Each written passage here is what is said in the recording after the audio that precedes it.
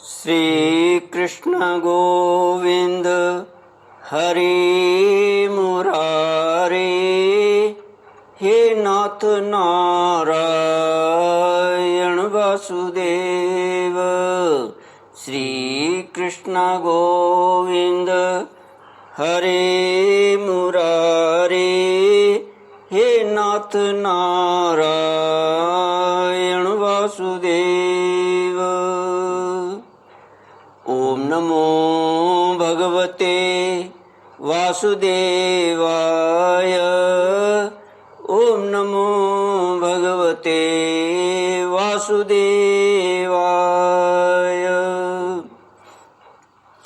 कृष्णाय वासुदेवाय हरये परमात्मने प्रणतक्लेशनाशाय गोविन्दाय नमो नमः।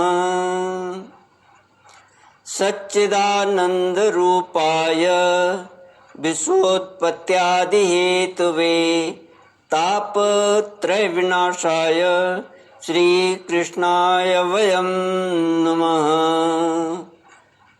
सच्चित आनंद स्वरूप परमात्मा जो सृष्टि की उत्पत्ति, पालन और श्रृंगार करता है तथा जीवों के आध्यात्मिक, आदि दैविक, आदि भौतिक तापों को नष्ट करने वाले हैं, अर्थात जीवों के मानसिक, शारीरिक और भौतिक दुखों को दूर करने वाले हैं, उन श्री कृष्ण भगवान को हम नमस्कार करते हैं। श्री कृष्ण गोविंद हरि मुरारे, हे नाथ नारायण वासुदेव।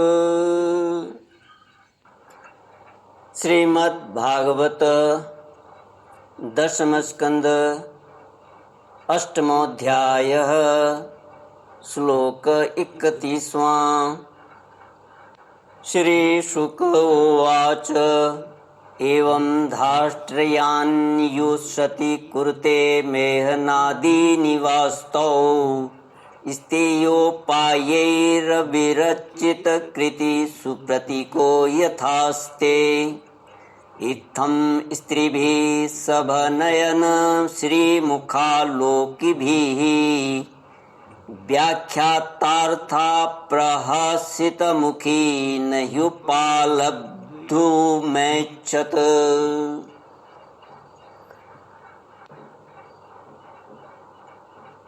गोपियाँ बाल कृष्ण की शिकायत लेकर यशोदा जी के पास आती हैं और कहती हैं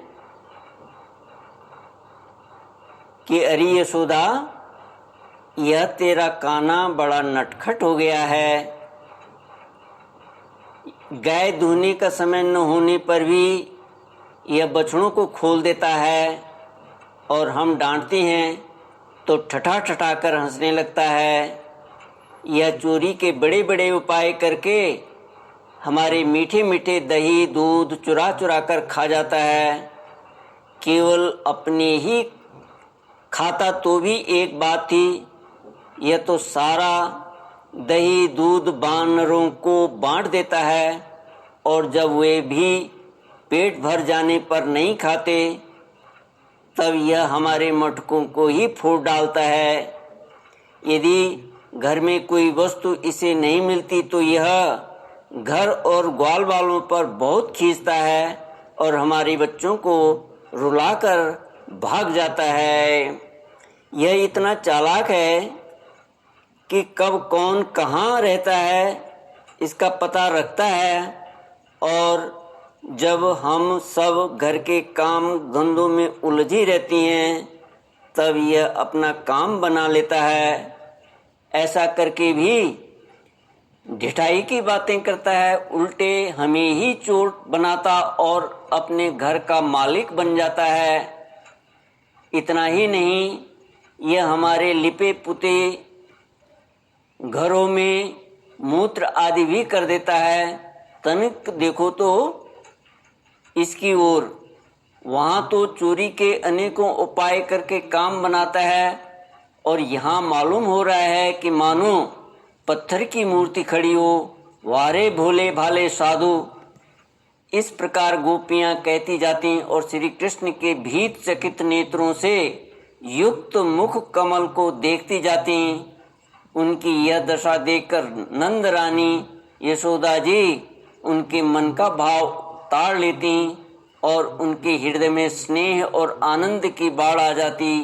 वे इस प्रकार हंसने लगती कि अपने लाडले कन्हैया को इस बात का उलाहना भी न दे पाती, डांटने की बात तक नहीं सोच पाती।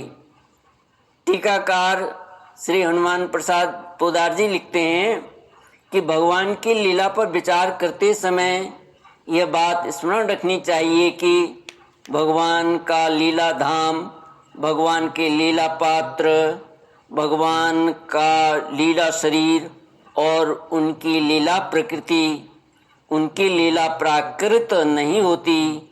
भगवान में देह देही का भाव भेद नहीं है। श्रुति रूपा गोपियाँ जो नीति नीति के द्वारा निरंतर परमात्मा का वर्णन करते रहने पर भी उन्हें साक्षात रूप से प्राप्त नहीं कर सकती, गोपियों के साथ भगवान के दिव्य रस में विहार की बात जानकर गोपियों की उपासना करती हैं और अंत में स्वयं गोपी रूप में परिणत होकर भगवान श्री कृष्ण को साक्षात अपने प्रियतम रूप से प्राप्त करती हैं। इनमें मुख्य श्रुतियों के नाम हैं उद्गीता, सुगीता, कलगीता, कलकंठिका और विपंची आदि। भगवान के श्री रामावतार में उन्हें देखकर मुग्ध होने वाले, अपने आप को उनके स्वरूप सौंदर्य पर न्यौछावर कर देने वाले सिद्ध ऋषिगण, जिनकी प्रार्थना से प्रसन्न होकर भगवान ने उन्हें गोपी होकर प्राप्त करने का वर दिया था, व्रज में गोपी रूप से अवतीर्ण हुए थे। इसके अतिरिक्त मिथिला की गोपी, कौशल की गोपी, कौशल की गोपी, अयोध्या की गोपी, पुलिंद गोपी, रमा बैकुंठ, श्वेत द्वीप आदि की गोपियाँ और जालंधरी गोपी आदि गोपियों के अनेकों यूथ थे, जिनको बड़ी तपस्या करके भगवान ने वरदान पाकर गोपी रूप में अवतीर्ण होने का सौभाग्य प्राप्त हुआ था। पद्म पुराण के पाताल खंड में बहुत से ऐसे ऋषियों का वर्णन है जिन्होंने बड़ी कठिन तपस्या आदि करके अनेकों कल्पों के बाद गोपी स्वरूप को प्राप्त किया था। उनमें से कुछ के नाम निम्नलिखित हैं। एक उग्र तपा नाम के ऋषि थे। वे अग्निहोत्री और बड़े दृढ़ व्रती थे। उनकी तपस्या अद्भुत थी। उन्होंने पंचदशाक्षर मंत्र का जाप और रासोन्नमत नवल किशोर श्याम सुंदर श्री कृष्ण का ध्यान किया था। 100 कल्पों के बाद वे सुनंद नामक गोप की कन्या सुनंदा हुए। एक सत्यतपा नाम के मुनि थे। वे सूखे पत्तों पर रहकर दशाक्षर मंत्र का जाप और श्री राधा रानी जी के दोनों हाथ पकड़कर नाचते हुए श्री कृष्ण का ध्यान करते थे। 10 कल्प के बाद वे सुभद्र नामक गोप की कन्या सुभद्रा हुए। हरिधामा नाम के एक ऋषि थे। वे निराहार रहकर क्लीं काम बीज से युक्त विंशाक्षरी मंत्र का जाप करते थे और माधवी मंडप में कोमल कोमल पत्तों की शैया पर लेटे हुए युगल सरकार का ध्यान करते थे। 3 कल्प के पश्चात वे सारंग नामक गोप के घर रंगवेणी नाम से अवतीर्ण हुए। जाबाली नाम के एक ब्रह्मज्ञानी ऋषि थे।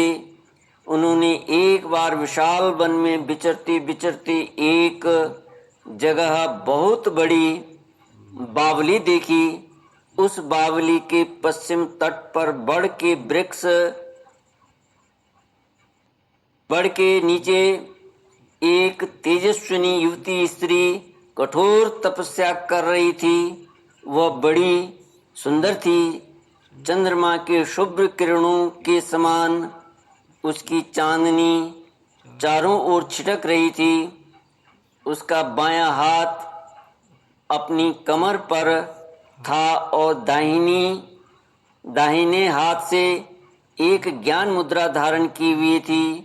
जाबाली के बड़ी नम्रता के साथ पूछने पर उस तापसी ने बताया, मैं वह ब्रह्म विद्या हूँ जिसे बड़े बड़े योगी सदा ढूंढा करते हैं। मैं श्री कृष्ण के चरण कमलों की प्राप्ति के लिए इस घोर वन में उन पुरुषोत्तम का ध्यान करती हूँ। दीर्घ काल से तपस्या कर रही हूँ।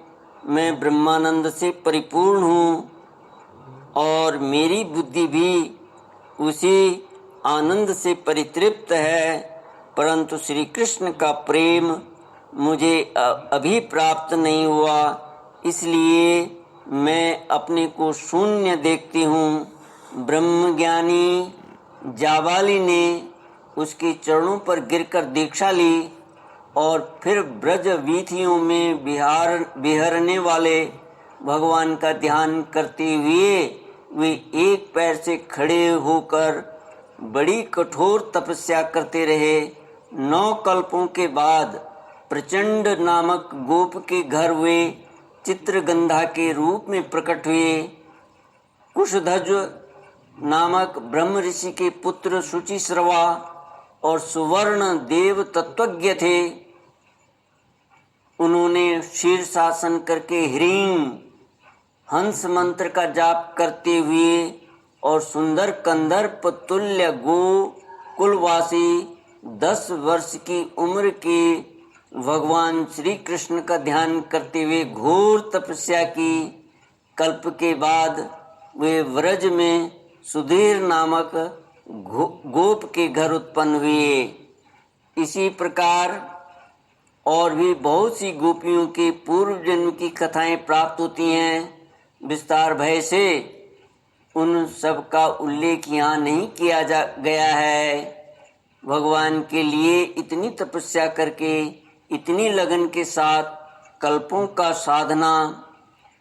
तक साधना करके जिन त्यागी भगवत प्रेमियों ने गोपियों का तन मन प्राप्त किया था, उनकी अभिलाषा पूर्ण करने के लिए, उन्हें आनंद दान देने के लिए यदि भगवान उनकी मनचाही लीला करते हैं तो इसमें आश्चर्य और अनाचार की कौन सी बात है। रास लीला के प्रसंग में स्वयं भगवान ने श्री गोपियों से कहा है, गोपियों, तुमने लोक और परलोक के सारे बंधनों को काटकर मुझसे निष्कपट प्रेम किया है। यदि मैं तुम में से प्रत्येक के लिए अलग अलग अनंत काल तक जीवन धारण करके तुम्हारे प्रेम का बदला चुकाना चाहूँ तो भी नहीं चुका सकता। मैं तुम्हारा ऋणी हूँ और ऋणी ही रहूँगा। तुम मुझे अपने साधु स्वभाव से ऋण रहित मानकर और भी ऋणी बना दो, यही उत्तम है। सर्वलोक महेश्वर भगवान श्री कृष्ण स्वयं जिन महाभागा गोपियों के ऋणी रहना चाहते हैं, उनकी इच्छा होने से पूर्व ही भगवान पूर्ण कर दें, यह तो स्वाभाविक ही है। श्री कृष्ण गोविंद हरे मुरारे, हे नाथ नारायण वासुदेव। ओम पूर्णमद पूर्णमिदं पूर्णात् पूर्णमुदच्यते पूर्णस्य पूर्णमादाय पूर्णमेवावशिष्यते। ओम शांति शांति शांति। हरि ओम। श्री गुरुभ्यो नमः। हरि ओम।